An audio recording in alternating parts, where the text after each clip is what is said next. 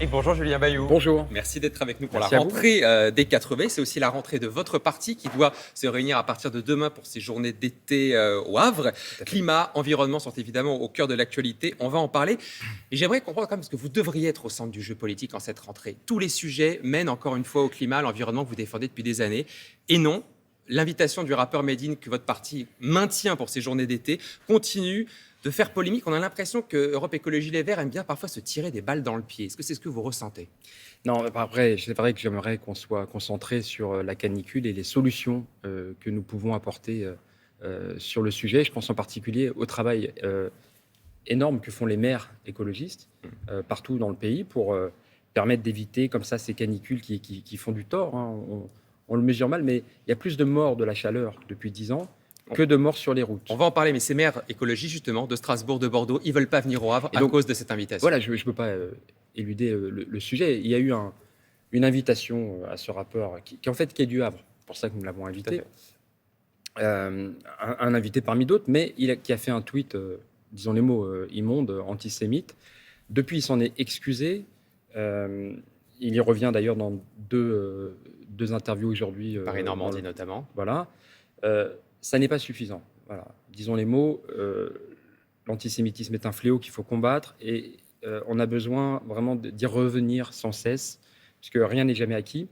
Et donc, il y aura ce temps d'échange entre Marine Tondelier et ce rappeur, et je fais confiance à Marine Tondelier pour cadrer le débat et réaffirmer solennellement, à deux voix, la priorité de la lutte contre l'antisémitisme. Mais franchement, quel est l'intérêt de maintenir cette invitation? C'est juste de la provocation, c'est pour faire parler? Quel est l'intérêt politique de l'avoir en fait? Évidemment, peut-être ça aurait été plus simple de ne pas l'inviter ou de ne pas le tenir, mais je crois que c'est important maintenant que la polémique a tellement enflé qu'on puisse justement prendre le temps de discuter et réaffirmer l'importance de la lutte contre l'antisémitisme. Je me suis beaucoup exprimé sur le sujet, je comprends l'émoi que suscite cette polémique. Je pense qu'aussi, il faut pouvoir avoir l'explication de texte.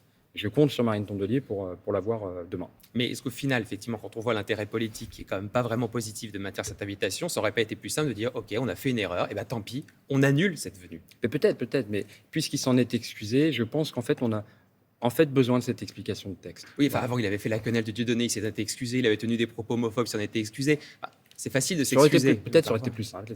Je vous dis, moi, je fais confiance à Marine Tondelier pour cadrer le débat, l'interrompre si la clarification n'est pas là. Mais je crois qu'on a besoin de réaffirmer, dans un cadre construit, la lutte contre l'antisémitisme comme priorité des écologistes. Vous, Julien Bayou, vous avez posé la question de savoir si vous boycottiez ou pas ce rendez-vous du Havre. Vous serez au Havre Moi, à partir de demain. j'y serai. Il y a un travail très important à mener sur l'adaptation. J'y reviens parce que la canicule, vous en avez parlé longuement pendant votre émission, et c'est important. C'est une question de santé publique. On est vulnérable face à la chaleur, on se repose moins la nuit. Je pense évidemment aux personnes âgées qui, des fois, perdent le sentiment de la soif. Il faut vraiment ne pas oublier de boire. Mais finalement, on est tous et toutes vulnérables. Quand vous avez des chaleurs comme ça, 40, 41 degrés à Bordeaux ou Montélimar, on est tous et toutes vulnérables, que ce soit les personnes qui travaillent dans la journée, les personnes qui peuvent faire un peu de sport. Je pense vraiment qu'il y a un basculement, une métamorphose de notre société à opérer. Un peu de l'ordre de celle qu'a engagé Jacques Chirac il y a 20 ans sur la sécurité routière. Vous savez, on disait c'est une fatalité. Eh bien non, il a choisi, on l'a beaucoup critiqué, mais au moins pour ça, il a vraiment agi. Les morts sur les routes ne sont pas une fatalité. Je pense que les morts de la chaleur non plus, à condition de lancer cette vague d'adaptation, peindre les toits en blanc par exemple, ce que fait Éric Piolle à Grenoble. Je l'ai proposé à l'Assemblée. Si vous peignez les toits en blanc, on arrive à faire baisser de quelques degrés, effectivement, dans les habitations. Mais de 4 à 6 degrés, c'est pas rien. Et c'est plus économique que la clim, vous voyez. Donc, il y a ce type de solution.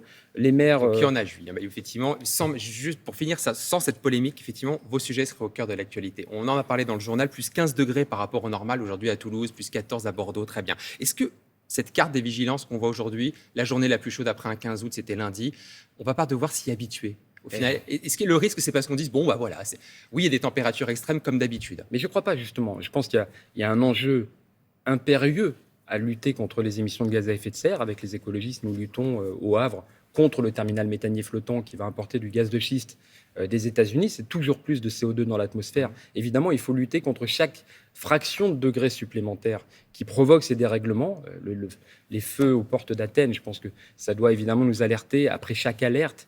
Ne jamais dire c'est fini, mais on doit aussi, vous l'avez dit, s'adapter parce que les alertes écologistes n'ont pas été entendues, parce que des gouvernements sont restés l'arme au pied. Le climat est une question de sécurité nationale et nous sommes vulnérables. Et donc, il y a des solutions. C'est ça la bonne nouvelle. À Poitiers, par exemple, ils sont en train de redécouvrir la Boivre. C'est une rivière qui était enterrée et on la renature, comme le maire d'Arcueil l'a fait avec la Bièvre. Aujourd'hui, les habitants d'Arcueil ont accès à la Bièvre, une rivière qui était autrefois enterrée. C'est évidemment une source de fraîcheur. C'est ce type de solution très concrète que moi je veux à l'Assemblée porter et massifier. Donc ça, c'est des solutions concrètes. C'est le contraire de l'écologie punitive qui était peut-être en tout cas perçue comme ça par de nombreux Français qui aujourd'hui, pour la plupart, rejettent des solutions peut-être trop radicales, peut-être nécessaires selon vous, mais qui ne sont pas partagées par la majorité des je pense Français. que l'écologie punitive, c'est l'absence d'écologie. C'est ça la vérité. C'est qu'en fait, depuis... Je citais Jacques Chirac, qui avait dit « La maison brûle et nous regardons ailleurs ». Il était prophétique. Qu'est-ce qui a été fait depuis 20 ans, malheureusement, pour limiter les émissions de gaz à effet de serre? On est encore à se battre contre l'importation des gaz de schiste américains. C'est le pire que vous puissiez faire en matière d'hydrocarbures. Et qu'est-ce qui a été fait pour s'adapter? Aujourd'hui, les écoles à Strasbourg ont des bitumes pour pouvoir avoir des îlots de fraîcheur. On plante des arbres. C'est ce que fait Jeanne Barzélian, c'est ce que fait aussi Léonore Moconduit à Poitiers ou Pierre Rumic à Bordeaux. Voilà des solutions qui sont plébiscitées par les parents d'élèves d'ailleurs. Sur les scientifiques, ils sont quasiment aujourd'hui unanimes, effectivement, mais malgré tout, leur parole n'est peut-être pas perçue par tous, y compris par des élus. On a entendu cette semaine, en début de semaine, le député RN Thomas Ménager sur France Inter qui dit que les scientifiques du GIEC ont, je cite, tendance à exagérer. Vous lui répondez quoi, par exemple? Mais que malheureusement, ça n'est pas vrai. Les scientifiques du GIEC ne produisent pas de données, ils l'analysent. Bon, ça, c'est une première approximation de ce député Front National qui, de toute manière, ne veut pas lutter contre le dérèglement climatique. Mais les scénarios du GIEC sont plutôt, malheureusement, optimistes. C'est-à-dire que la tendance que nous suivons et que nous observons sur les cartes météo, mais pas uniquement, c'est l'eau, c'est les inondations, c'est les sécheresses, c'est les incendies, c'est plutôt les scénarios pessimistes qui sont en train de se dérouler. Un mot du Japon qui va annoncer à partir de demain, donc commencer à rejeter très progressivement dans l'océan Pacifique plus de 1,3 million de tonnes d'eau de cette fameuse centrale de Fukushima. C'est un projet sans danger pour l'environnement et la santé humaine, c'est ce que dit le gouvernement de Tokyo. Est-ce qu'il faut douter de ces propos rassurants? Oui, écoutez, c'est de l'eau radioactive. On en fait quoi, du coup? Je crois qu'il faut mesurer à quel point, 10 ans après la catastrophe, plus de 10 ans après la catastrophe de Fukushima, nous n'en avons pas fini avec ses conséquences. Et donc, je crois vraiment qu'il y a une prise de conscience, au-delà de cette information précise, sur le fait que nous sommes en train de jouer aux apprentis sorciers. Nous sommes en train de jouer avec des émissions de gaz à effet de serre, avec différentes technologies. Nous sommes en train de modifier les équilibres fondamentaux de la planète Terre. Vous voyez, quand on évoque le jour du dépassement, c'est-à-dire le moment à partir duquel l'humanité consomme plus que ce que la planète peut régénérer, ça doit nous interpeller, c'était début août, pour la France c'est le 5 mai, ça doit nous interpeller sur une responsabilité que nous avons à l'égard des générations futures. Nous sommes en train de faire des choix, ou des non-choix, l'inaction écologique, qui vont avoir des conséquences très concrètes pour nous, bien sûr, mais pour nos enfants et nos petits-enfants. Julien Bayou, un mot pour finir de l'interview de Nicolas Sarkozy qu'il a donnée au Figaro Magazine à propos de la sortie de son livre. Vous avez beaucoup réagi suite à cette déclaration. L'ancien président qui appelle notamment l'Ukraine à, je cite, rester neutre en ne rejoignant ni l'Union européenne ni l'OTAN. Ça vous a fait réagir beaucoup, ces propos?